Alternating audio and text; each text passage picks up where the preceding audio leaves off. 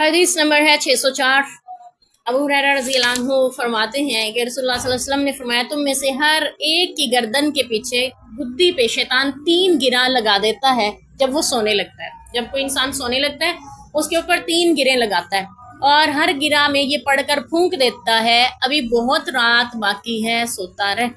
3 بار آپ کی آنکھ کھلتی ہے اور 3 بار آپ کو خیال آتا ہے ابھی تو اتنی رات پڑی ہے تھوڑا اور سو جاتا ہے، ٹھیک ہے، ابھی تہجد کا بہت ٹائم ہے تھوڑا اور سو لیتا ہوں، ابھی فجر کی نماز میں بہت وقت ہے تھوڑا اور سو لیتا ہوں۔ تو یہ شیطان کی گرہیں ہوتی ہیں جن میں وہ یہ پھونک کر لگاتا ہے۔ اگر وہ بیدار ہو انسان جو سویا ہوا تھا، اس نے اللہ کا ذکر کیا تو ایک گرہ کھل جاتی ہے، اس نے وضو کر لیا دوسری گرہ بھی کھل جاتی ہے، اور نماز پڑھ لی تو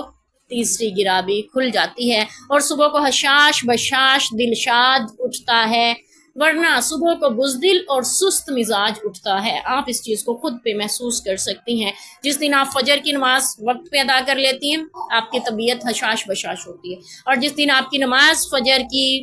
چھوٹ جاتی ہے تو سارا دن ہر کام میں آپ کی سستی چھائی رہتی ہے۔ یعنی صبح کا جاگنا،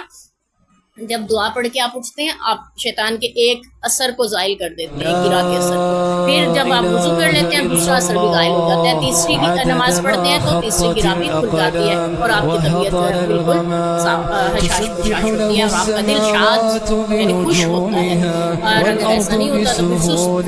اور بزدلی اور سست مزاجی چھائی رہتی ہے۔ تو اللہ تعالیٰ میں شیطان کے اثرات سے بچائے، نمازوں کی پابندی کرنے والا بنائے۔